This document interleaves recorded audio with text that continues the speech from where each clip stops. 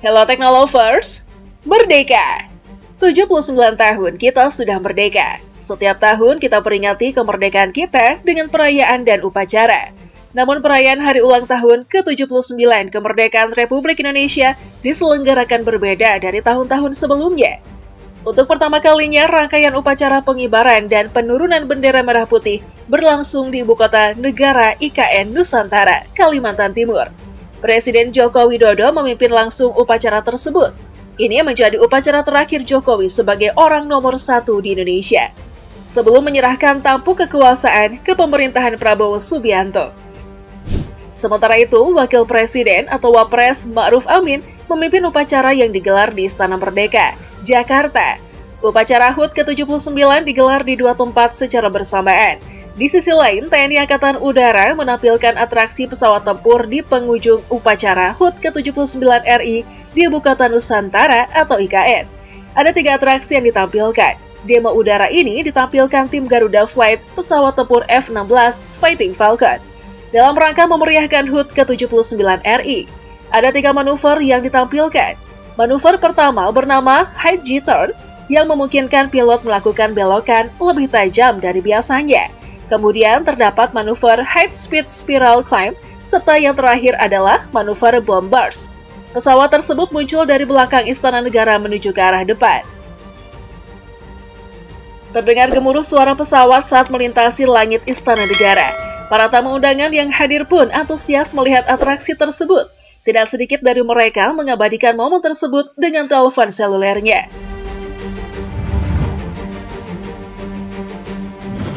Kemeriahan upacara perdana di IKN turut menjadi sorotan media asing.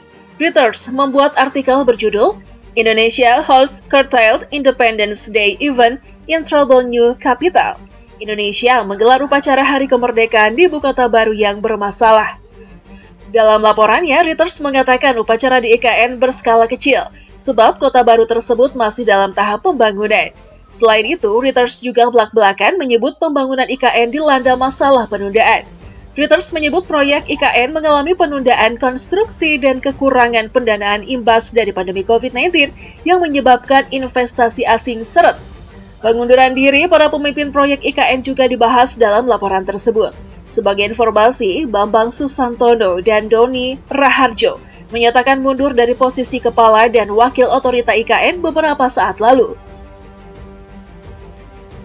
Gelaran upacara HUT ke-79 Indonesia dari penjajahan Jepang yang berakhir pada 1945 dihadiri 1.300 tamu, berkurang dari rencana awal 8.000 tamu.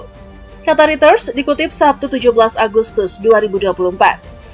Mengutip pernyataan Jokowi, Reuters melaporkan IKN mengalami keterbatasan kapasitas penginapan dan persediaan makanan untuk menggelar upacara HUT ke-79 kemerdekaan RI dalam skala penuh. Sementara itu, pemerintah Moskow melalui Duta Besar Rusia untuk Indonesia, Sergei Tolkhanov, menyampaikan selamat Hari Kemerdekaan Republik Indonesia ke-79 pada Sabtu 17 Agustus 2024. Atas nama Kedutaan Besar Federasi Rusia di Republik Indonesia dan atas nama saya sendiri, saya ingin menyampaikan ucapan selamat yang tulus atas Hari Kemerdekaan Indonesia ke-79, kata Dubes Sergei melalui keterangan tertulisnya. Saya yakin bahwa melalui upaya bersama kita memastikan kerjasama bilateral yang lebih produktif di berbagai arah serta kemitraan dalam urusan internasional, ujarnya.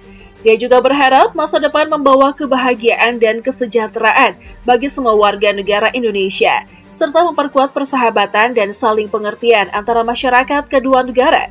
Dirgahayu Republik Indonesia. Terlepas dari itu diketahui, Presiden Indonesia memiliki hubungan yang cukup baik dengan Presiden Rusia Vladimir Putin. Beberapa kali Jokowi bertemu dengan Putin. Presiden Joko Widodo telah melakukan kunjungan ke Rusia tanggal 30 Juni 2022 untuk bertemu Presiden Rusia, Vladimir Putin. Pertemuan ditujukan untuk menyerukan perdamaian terkait perang Rusia dan Ukraina, serta mendiskusikan krisis pangan yang berdampak terhadap jutaan orang di seluruh dunia, terutama di negara-negara berkembang. Kemudian peningkatan kerjasama ekonomi antara Indonesia dan Rusia menjadi isu utama yang diangkat Presiden Joko Widodo dalam pertemuan bilateral dengan Presiden Rusia Vladimir Putin yang berlangsung di sela pertemuan ASEAN di Suntec Convention Center, Singapura. Sebelumnya, Presiden Amerika Serikat Joe Biden juga sempat mengucapkan selamat Hari Kemerdekaan Republik Indonesia yang ke-79.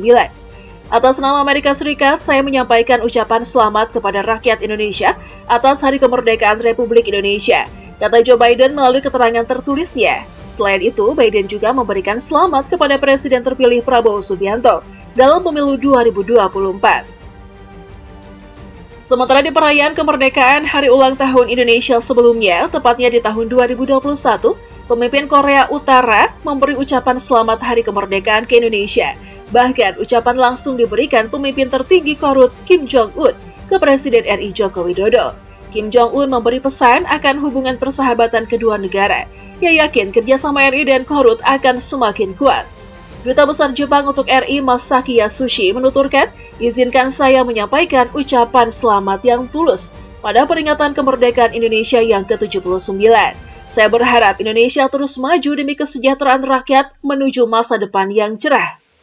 Kami juga berharap untuk tetap melanjutkan dan bahkan meningkatkan kerjasama kita sebagai mitra terpercaya. Selamat Hari Kemerdekaan. Kedutaan Besar Republik Rakyat Cina di Jakarta menyampaikan, Selamat Hari Kemerdekaan Indonesia ke-97. Pada hari yang bersejarah ini, Kedutaan Besar Tiongkok di Indonesia mengucapkan selamat merayakan 79 tahun kemerdekaan Republik Indonesia. Semoga semakin makmur, sejahtera, dan rakyatnya hidup dalam kedamaian. Semoga kerjasama antara Tiongkok dan Indonesia semakin maju. Bersama kita merayakan persahabatan dan kerjasama yang erat antara kedua negara.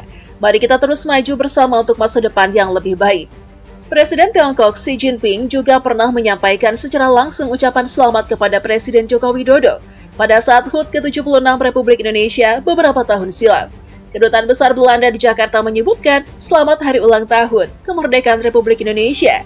Hari ini seluruh negeri berubah menjadi merah putih saat rakyat Indonesia bersatu dalam merayakan Hari Kemerdekaan Republik Indonesia ke-79. Selain tamu-tamu VIP dari berbagai petinggi negara, upacara di IKN juga dihadiri masyarakat setempat dan para pekerja konstruksi. IKN sedang dibangun di kawasan hutan di sisi timur Pulau Kalimantan, sekitar 1.200 km atau 745 mil dari ibu kota saat ini, Jakarta, di Pulau Jawa. Jokowi telah berusaha untuk meningkatkan kepercayaan terhadap mega proyek senilai 42,5 triliun rupiah tersebut dalam beberapa bulan terakhir. Menurut laporan Reuters, antara lain, pemerintah melakukan peletakan batu pertama pembangunan hotel dan gedung perkantoran, serta mengadakan rapat kabinet pertama di Istana Negara Baru yang berbentuk elang. Namun, Jokowi juga mengatakan rencana relokasi ribuan PNS ke IKN bisa ditunda, tergantung kesiapan ibu kota tersebut. Sebelumnya, para aparatur negara diarahkan siap-siap pindah ke IKN mulai September 2024.